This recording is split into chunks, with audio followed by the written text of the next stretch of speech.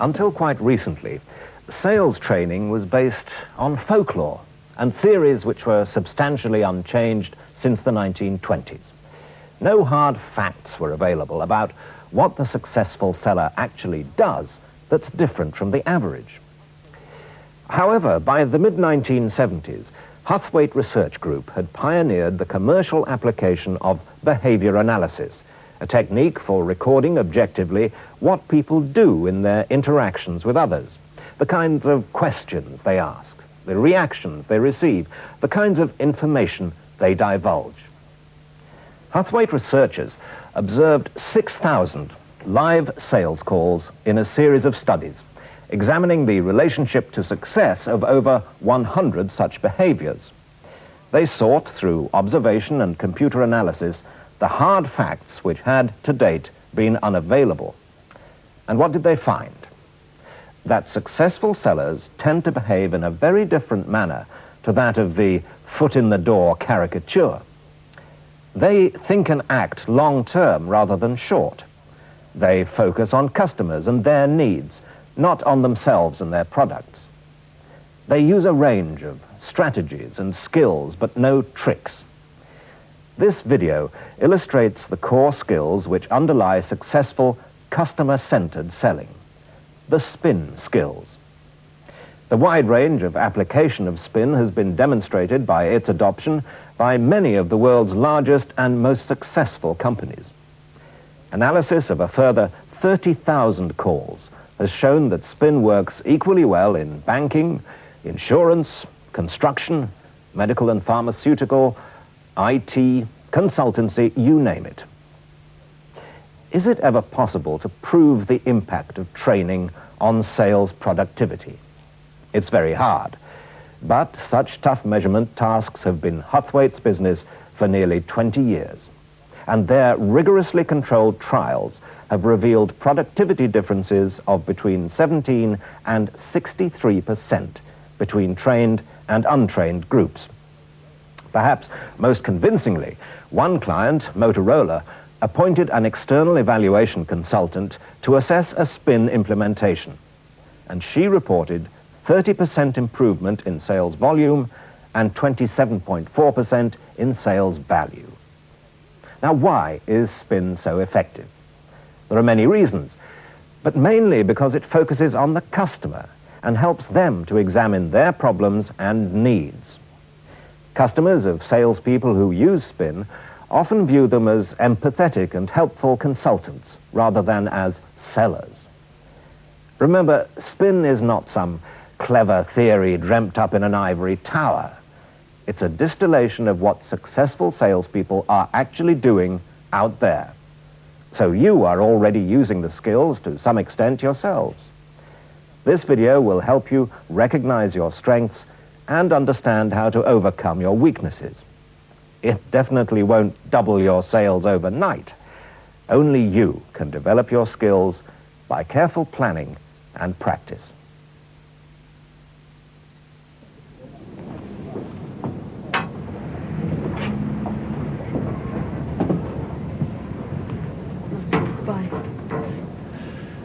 Good afternoon. Good afternoon. John Swan, King Office Automation, here to see Mrs. Sutherland. Right, I'll try her number for you. Wish me luck. Oh, yeah, up to the usual form. These phones. Pigeons will be faster. Take a seat for a moment. Oh, thanks very much. Do you get many problems with your telephone? All the time. It's getting worse, too.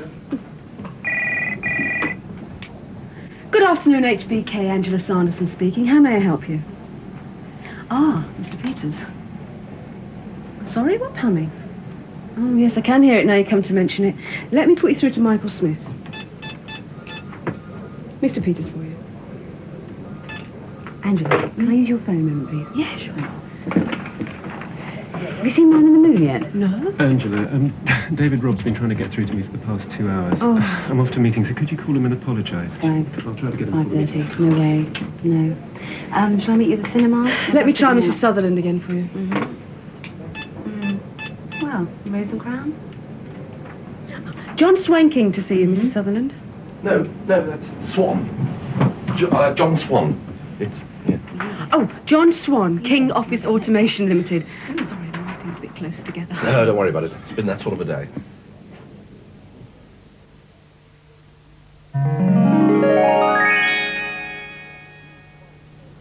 Well now, Mrs. Sutherland, I can't wait to show you the new PrizeTel telephone system.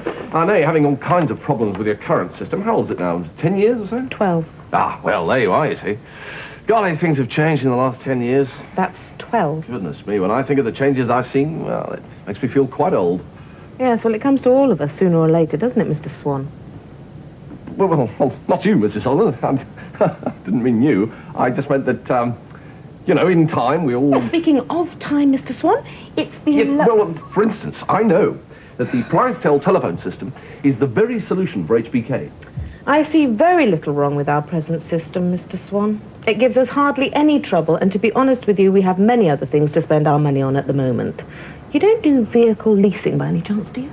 No, we don't. But the PrizeTel... Pity. Because you see, you can't run a company without any transport, can you? No, No. but we can increase your telesales capability. I think you'll find I know our business, Mr. Swan.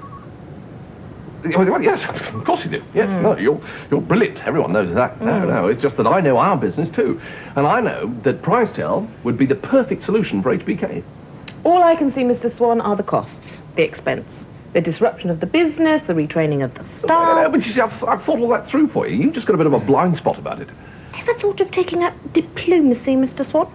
No, that's not what I meant. Oh, this is so frustrating. Look, I know time is pressing. Yes, it is. Right. Very. Yes. But nonetheless, I would deem it a personal honour if you would allow me to demonstrate the PrizeTel system for you. I've been looking at your record in the industry, and frankly, phew. Well, I mean, phew, who wouldn't be impressed? Oh, thank you. But, and I'm using a fairly substantial but here, I can see problems ahead for you. Oh, wow. And I didn't even cross your palm with silver, did I, dearie? No, well, honestly, I'm not being some sort of ranting clairvoyant. Good. We wouldn't want to clutter up the place with the likes of them, would we, Mr. Swan? Mr. Swan, I know our present system is far from ideal, but it does not yet warrant the kind of severe changes you're suggesting. The disruption would be disastrous. And as for retraining the staff, well, it just isn't cost-effective. Not this year, anyway. Perhaps in a couple of years' time when we've had our money's worth out of the old system. Oh, I do wish you could see this through my eyes, Mrs. Sutherland. I've prepared a document for you. Oh, another time, Mr. Swan. Perhaps you could leave your lovely document with my lovely secretary on your lovely way out. Thank you very much for calling. Bye-bye. Right. Well, thanks for your time. Now, by the way, did I mention the conferencing capability? I just can't see we'd ever have a need for something like that, Mr. Swan. Or the micro voice navigated hands-off optionals? The exit's quite easy. It's just past the secretary there on the left. What about the long-term servicing agreement or the leasing facility? Bye-bye. Oh, by the way, I didn't ask about your family. How is Mr. Sutherland? Robust as ever, I hope? He died 5 years ago. Did he? Good Lord. How time just seems to sort of fizzle out in a great steaming blob of ineffectual, garbage-brained, scrofulous, useless, incoherent nothing. Oh, I don't know. I got everything right to begin with, Doc. I got the appointment, which, let me tell you, wasn't easy. And the PrizeTel is a fabulous system. It'd be perfect for HBK. The system she's got at the moment is practically obsolete, whereas the PrizeTel will be adaptable to new technology for another 15 years at least. What do you say, Doc? Well, of course, John, she is quite right. She does know her own business. Oh, I know. And the new system would cause some disruption. Yes, but the point is, that would be more than covered by an increase in sales and efficiency. Look, I've done a serious, in-depth study. Well, now, this is impressive, John. Look, John, would I be right in thinking that you would like me to help you increase your sales potential? Well, I'm already the best there is, Doc.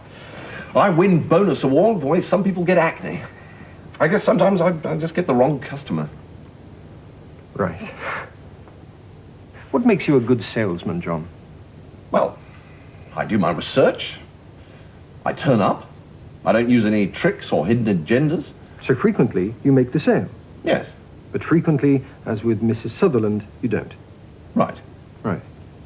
How does that make you feel when that happens? Well, frustrated is the word I'd use, Doc. Frustrated, annoyed, what else? Well, I feel a bit of a Charlie, to be perfectly honest. I feel as if it's a personal failure. Right. So usually you make a sale on the basis of what? Personality, product capability, and understanding of your customer's business, yes? Yes. Right. What is it you do when you make a sale that you don't do when you fail? Well, if I knew that, I'd always make the sale.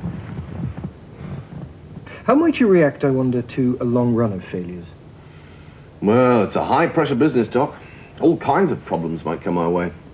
What sort of problems are we talking about here? Well, he must have seen it.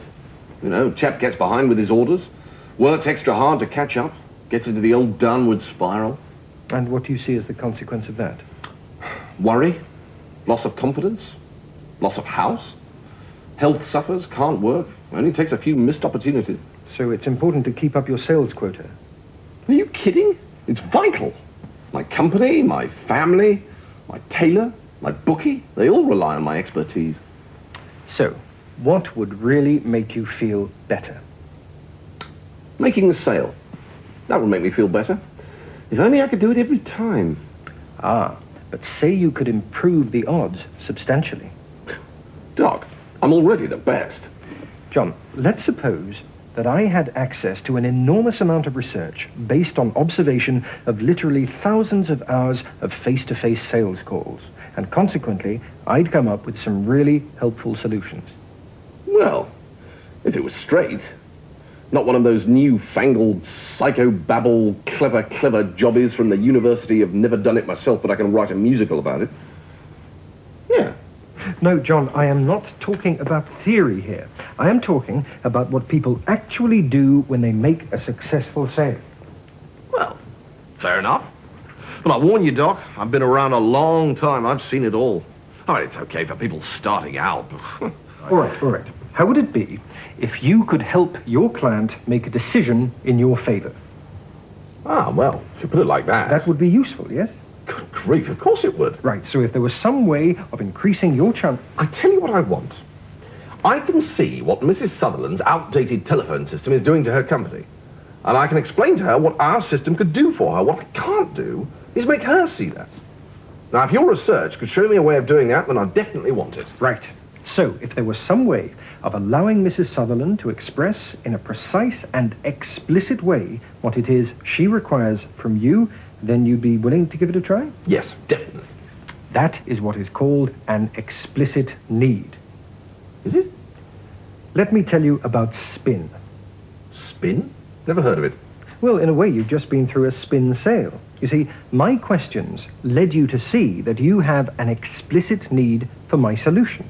Do you want to hear more? I'm all ears. Right. Spin is an acronym. S-P-I-N. S stands for situation questions. Situation questions? Yeah, like how many employees do you have? How many telephone lines are there? That sort of thing. In other words, the very starting point of the conversation. Now, P is for problem questions. Far away.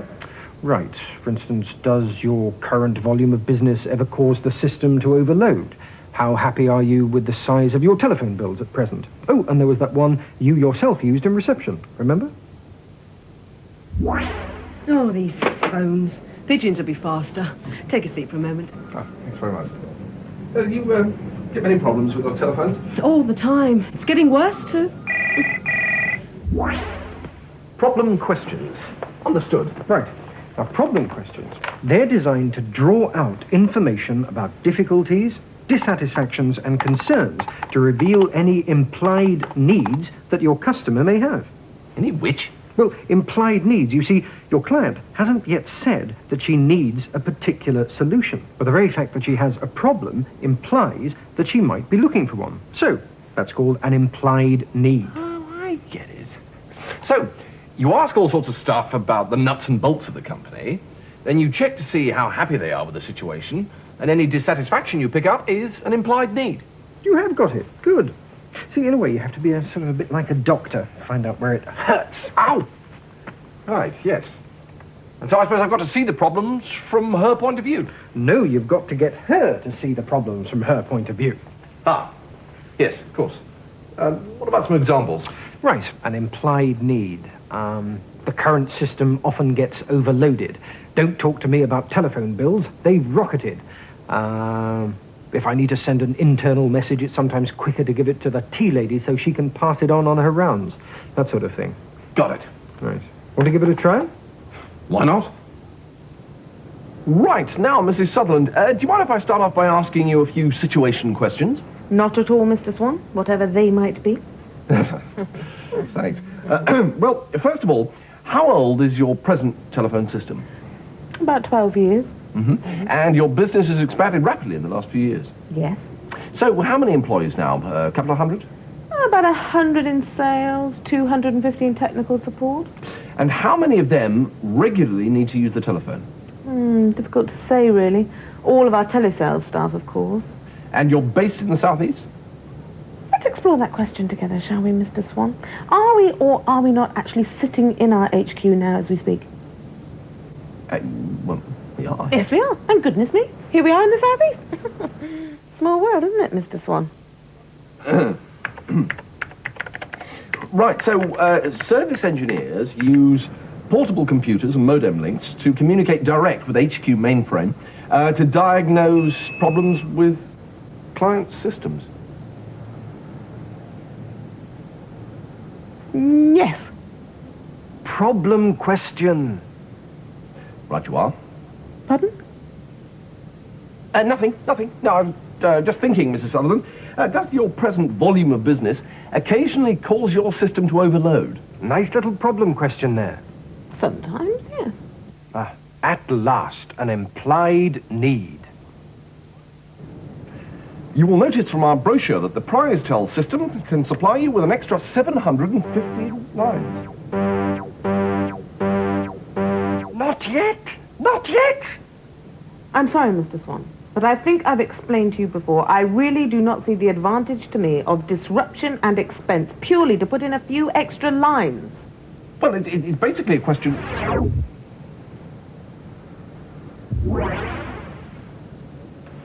What? What is it? You just excuse me for a second. What? Look, first of all, well done. You finally stopped messing about and got an implied need.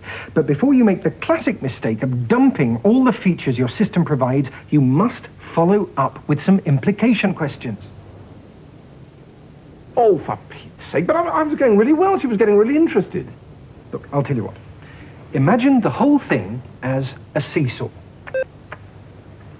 Now, at the moment, the customer has plenty of reasons for not buying your product. She sees it as expensive, staff will need training, and the entire office will be disrupted. Not much incentive for the poor old customer there, is there? But just one little implied need, potential overload, you see? So, you have to ask her more questions to encourage her to consider what will happen to her company if she continues to get overloaded lines. Be bold, Swan. But all she said is that she gets an occasional overload. That's not much to go on. Yes, but look at it from her point of view, Swan. What might overloaded lines mean in reality? A frustrated workforce? Lost sales? Oh, I see the implications. So, ask some questions and reveal how much pain is being piled on by all these knock-on effects. Precisely, and get the balance level. That's the next stage in our spin model. Now, go to it. Mrs. Sutherland, does your volume of business cause your system to overload sometimes? Sometimes, yes. And how does that affect your customers? Well, unfortunately, sometimes they can't get through to place their orders. And does that cause dissatisfaction among your customers? Well, inevitably, sometimes it must, yes. So what happens when they get really unhappy? Well, unfortunately, that's when we lose them to our competitors. Any idea how much business you may have lost as a consequence of these occasional overloads? Some, a little. Not too much, I hope. Thousands of people do get through, you realise. But it could be a not insignificant amount. Yes, it's not inconceivable that it is a not insignificant amount, yes, yes.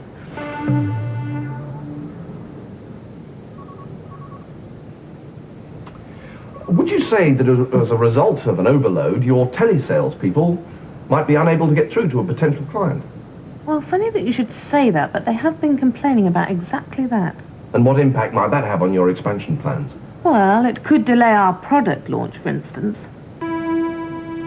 But I can't consider installing a brand new system because of occasional overloads. How am I doing? Beg your pardon?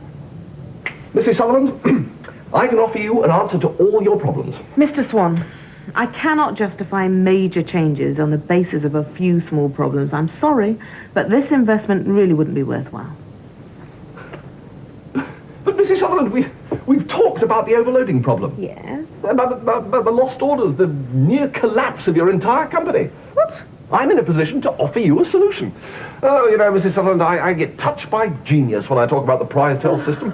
Let me enumerate its many exquisite facilities. No, please don't. First of all, with it, you can hold televisual conferences. Yes, well, we don't want to have any It television. monitors all preset outgoing calls and double-checks those not pre-selected. It is voice navigational in 17 languages, which means that your system can talk to their system and exchange information, fax to fax, with translation en route. Well, I can't imagine we would ever need... It comes in red, white, or blue. Mr. Swan, what exactly are you talking about? You said you had a problem. I didn't. Well, look, you implied it. I implied nothing. Yes, you did. Well, I mean, that's why I followed up with some implication questions. Listen, what? You were doing so well. So what did I do wrong that time? No, you were doing fine. You asked situation questions, problem questions, produced implied needs, and revealed a whole pile of pain by asking implication questions. Look at the seesaw. Overload. Lost sales. Frustration. So, what should I have done next? More questions.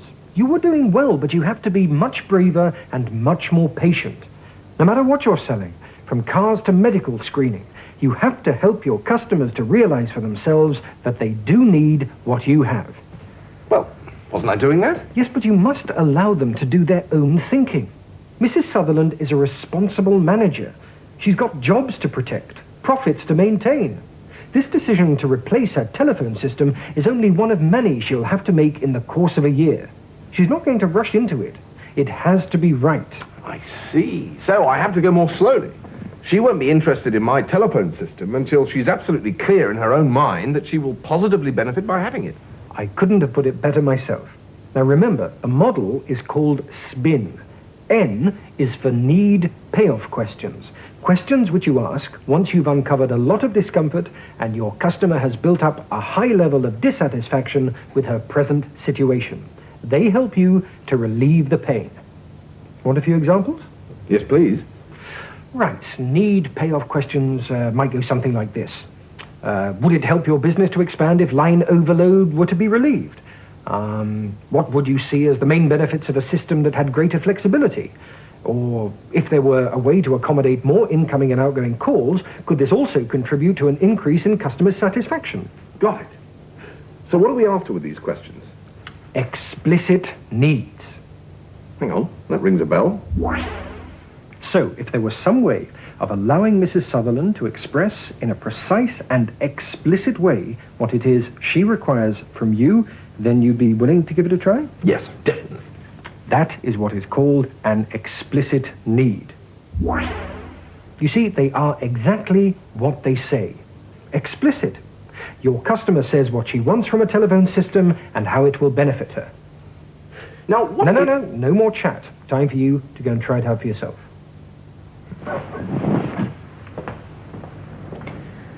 Well, it could delay the product launch.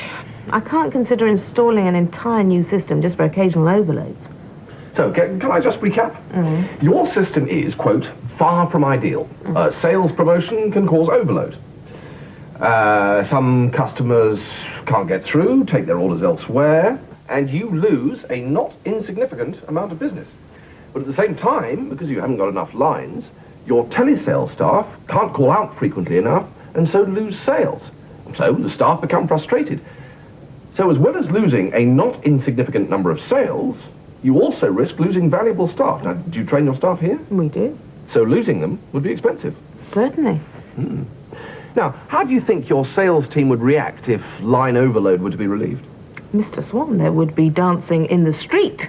Now, do you think there would be any other benefit in having extra line capacity? Well, we could consider the option of teleselling in Europe. So what you're saying is you're looking for a system capable of expansion as your business grows. Well, it would be comforting to know we could increase the size of the system without actually having to replace it. And what would you see as the major benefit if the system had a flexible growth path? Well, obviously, it would be good to have something that could grow as we grow. It's far too costly to keep replacing the system every time we open a new plant. In an ideal world, of course, I'd like something that could accommodate new ideas. I mean, I've actually had a rather challenging new idea of my own, Mr. Swan. Would you like to hear about it?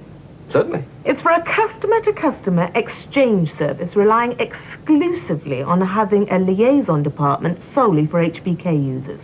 Now, I'd need a telephone facility for that, wouldn't I? Well, that sounds excellent. Sort of keeps it all in the family. Exactly. Now, if you were able to cut down on personal calls, might that also contribute to an increase in efficiency in the company? Oh, Mr. Swan, you've hit upon one of my own personal crusades here. Personal calls can cost thousands of pounds. And also deprive customers from the opportunity of placing further orders. Absolutely. And so make the overload even worse. Precisely. So, are you saying then that your objectives are to eradicate overload and thereby increase profits, sales and inquiries, cut out misuse, start a European telesales centre and be flexible enough to incorporate future ideas without total replacement, increase efficiency and reduce bills? In a nutshell, Mr. Swan, yes.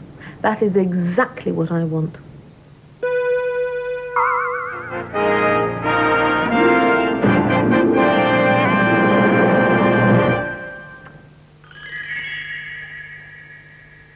Let me tell you about PrizeTel.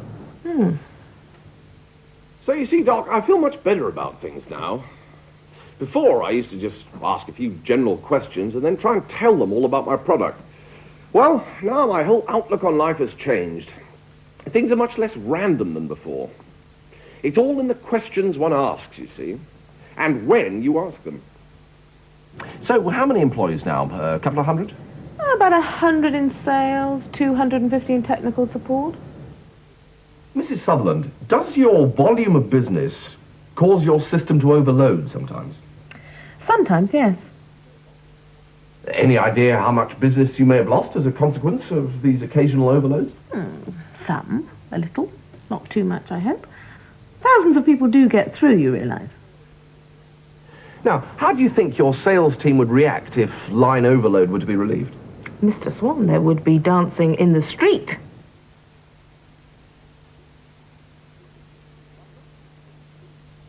You see, by not using the spin model, I was making my job much harder than necessary. Well, now I'm up for a much easier time. Why get in my own way? No, I'm going to start being extra good to myself. I deserve it.